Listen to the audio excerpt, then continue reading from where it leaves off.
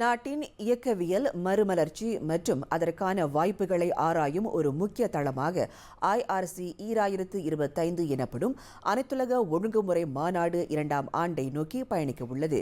பாதுகாப்பான மற்றும் சீரான இலக்கவியல் தொழில்நுட்பத்தின் முன்னேற்றத்தை ஒருங்கிணைக்கும் முயற்சியாக தொழில் வல்லுநர்கள் தங்களின் கருத்துக்களை பரிமாறிக்கொள்வதற்கான ஒரு சிறந்த தளமாக இந்த மாநாடு அமையும் என்று இலக்கவியல் அமைச்சர் ஃபாமி ஃபட்சில் கூறினார். Leaping into the quantum frontier, regulation and innovation in the tech era என்ற கருப்பொருளில் 2 நாட்கள் நடைபெறும் இந்த மாநாட்டில் வளர்ந்து வரும் இலக்கவியல் நிலை குறித்து விவாதிக்கப்படும். Focusing on how forward-thinking regulations can foster secure, sustainable and balanced technological progress.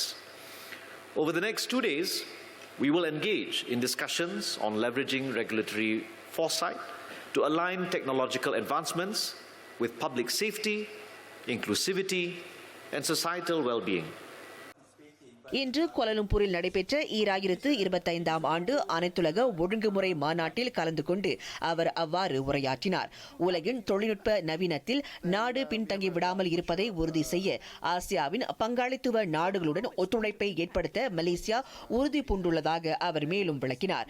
அதோடு இவ்வாண்டில் ஆசியானிற்கு மலேசியா தலைமை ஏற்பதால் அனைத்துலக இலக்கவியல் முயற்சிகள் மற்றும் கொள்கைகளை வடிவமைக்க வாய்ப்புகளை ஏற்படுத்திக் கொள்வதுடன் அதனை முன்னோக்கி நகர்த்தி செல்லும் என்று ஃபாமி கூறினார்.